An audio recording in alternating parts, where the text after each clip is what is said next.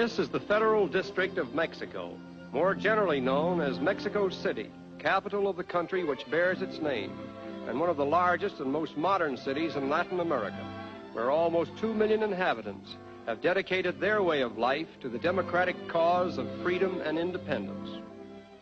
Since the arrival of the Spanish conquistadores over 4 centuries ago, Mexico City has undergone a series of thrilling transitions, appropriately commemorated by her impressive monuments, one of the foremost of which is the Monument to Mexican Independence, representing the heroic struggle that was begun by Father Hidalgo in 1810 and consummated by his successors in 1821. In an exclusive residential district where the Washington Apartments once housed the American Embassy, there stands a monument which symbolizes the great bond of friendship that now exists between Mexico and the United States, the George Washington Monument, presented by the American colony to the Mexican people on the 100th anniversary of their struggle for independence from Spain. One of the most conspicuous of the many monuments that serve as milestones in the history of Mexico is the one to Benito Juarez, who liberated his country from the yoke of French domination and inaugurated the first real progress toward a true Republican rule. Born of Indian parents in 1806, he overcame the obstacles of poverty and obtained an education which qualified him as a brilliant lawyer, statesman, and leader of his country.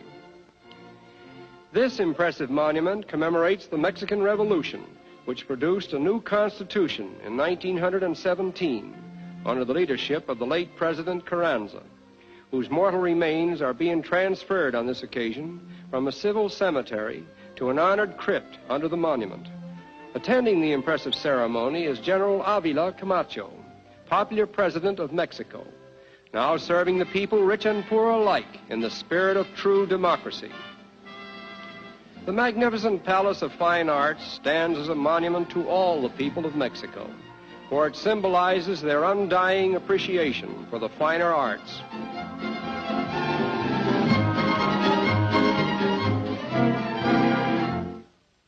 Mexico City is not only the cultural and political center of the nation, but is also the social center. The modern Hotel Reforma on the Paseo de la Reforma is a popular rendezvous for travelers from many parts of the world and a favorite meeting place for the elite. Its alluring roof garden is indeed a haven of rest and relaxation.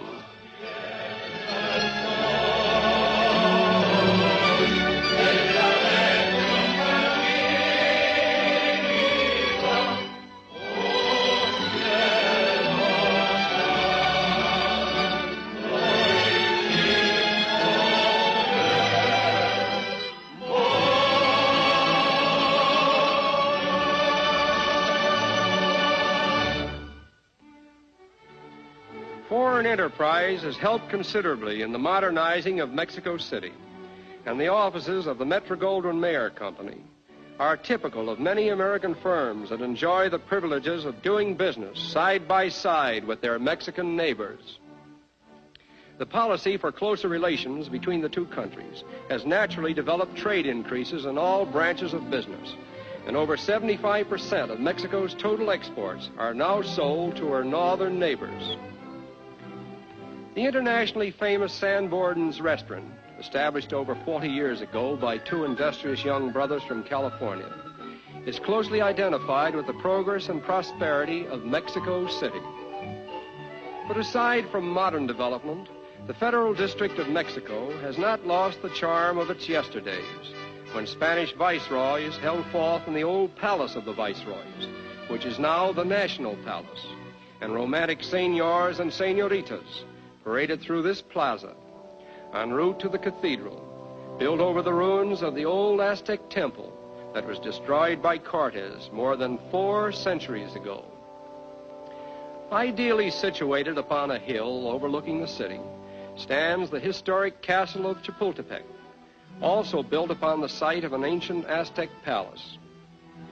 It has been the official residence of the presidents of Mexico since it once served as the royal abode of the Empress Carlotta and her unfortunate husband, Maximilian, during his turbulent reign as the Emperor of Mexico.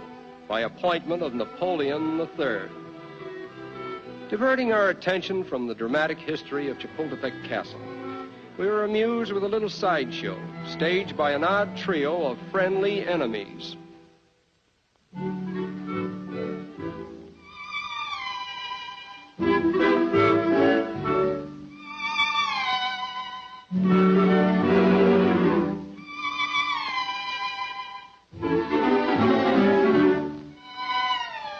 En route to the Sunday bullfight, we paused for a moment to admire an apartment house recently completed by a popular matador, whose income from the bull ring, we were told, netted him as much as $4,000 a performance. We arrive at the bull ring on a special fiesta day, in time to witness the ride of the beauty queens, a colorful preliminary to the bullfight.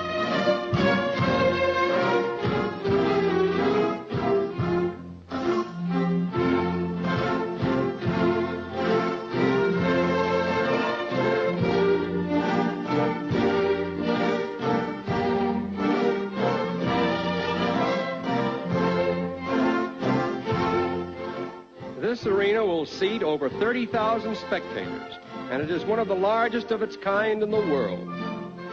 Bullfighting is the national sport of Mexico, and is by far more popular than any other sport which the country has to offer. The history of bullfighting dates back before 1567, when the spectacle was introduced into Mexico by the early Spanish colonists. In the mind of the average bullfight enthusiast, a bull comes into the ring to kill, and he gets killed. And this reasoning apparently condones what might otherwise appear objectionable.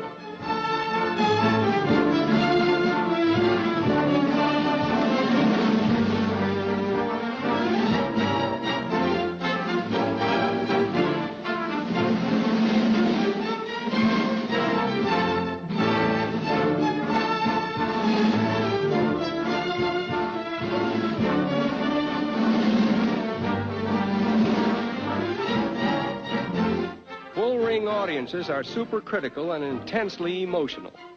If a performer violates a single rule in the slightest degree, he is booed and hissed as loudly as he is applauded if his performance is good. Sometimes the bull gets more applause than the matador.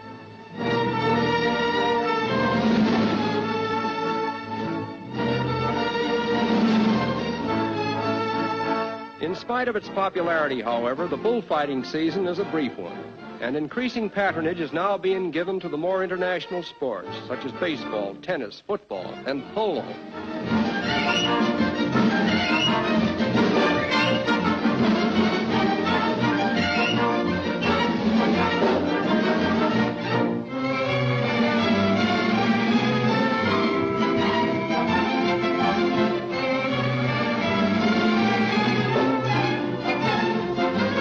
Another very wholesome sport that is gaining in popularity throughout Mexico is the grand old game of golf, and some idea of its clubhouse pretentiousness is illustrated by this view of the Mexico City Country Club.